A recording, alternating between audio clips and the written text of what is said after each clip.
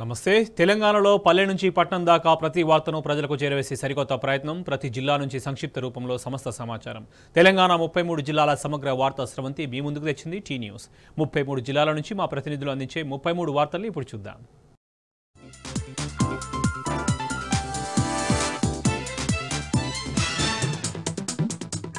ఇక నల్గొండ జిల్లా వార్తలు చూస్తే ఈరోజు నకరికల్ నియోజకవర్గం చిట్యాల ఎంఆర్ఓ కార్యాలయం ముందు మాజీ ఎమ్మెల్యే చిరుమర్తి లింగయ్య ధర్నా కార్యక్రమం నిర్వహించారు. ఎలాంటి షరతులు లేకుండా 2 లక్షల రుణమాఫీ చేయాలని ఆయన ప్రభుత్వాన్ని డిమాండ్ చేయడం జరిగింది. రేవంత్ రెడ్డి చెప్పినట్టుగా ఆగస్టు 15 లోపు అందరు రుణాలు మాఫీ చేస్తానని మాట ఇచ్చారు. కానీ మాట తప్పి ఈరోజు రైతులను మోసం చేశారని ఆయన ఫైర్ కావడం జరిగింది. ప్రతిరోజు కూడా రైతులు రుణమాఫీ కోసం చెప్పులు అరిగేలాగా అధికారుల చుట్టూ తిరుగుతున్నారు. ప్రభుత్వం మొద్దు నిద్ర వహిస్తుందని కూడా ఆయన ఫైర్ కావడం జరిగింది. ఈ ధర్నా కార్యక్రమానికి చుట్టుపక్కల గ్రామాల నుంచి పెద్ద ఎత్తున రైతులు తరలి వచ్చారు. రుణమాఫీ కానటువంటి రైతులు తరలి వచ్చి ఆ దీక్షా శిబిరంలోనే వారు గోడు వెళ్లిపోసుకోవడం జరిగింది. నకరికల్ నియోజకవర్గ వ్యాప్తంగా ప్రతి మండల కేంద్రంలో గత కొన్ని రోజులుగా ఆయన దీక్షా కార్యక్రమాలు నిర్వహిస్తూ ఉన్నారు.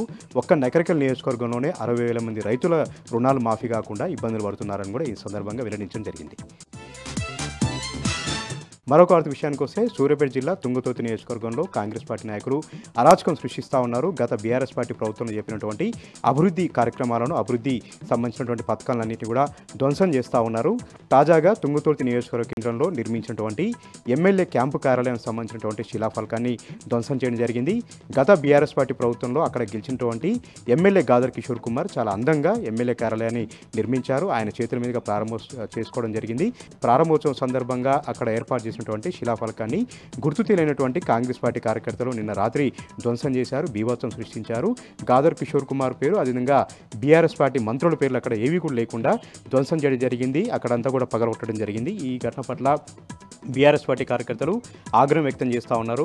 తుంగతుర్తి నియోజకవర్గంలో ప్రజాస్వామ్యం కూని అయింది, పోలీసుల రాజ్యం నడుస్తూ ఉంది, అరాచకం సృష్టిస్తూ ఉన్నారు, కార్యకర్తలపైన దాడులు చేస్తూ ఉన్నారు, కేసులు పెడతా ఉన్నారు. ఈరోజు ఎమ్మెల్యే వేసినటువంటి ఒక శిలాఫలకాన్ని ధ్వంసం చేశారు. బీఆర్ఎస్ పార్టీ నాయకుల యొక్క గుర్తులు చెరిపేస్తూ ఉన్నారు, బీఆర్ఎస్ పార్టీ నాయకుల యొక్క పేర్లు జడగొడతా ఉన్నారు, శిలాఫలకాలు బలగొడతా ఉన్నారని కూడా ఆగ్రహం వ్యక్తం చేశారు.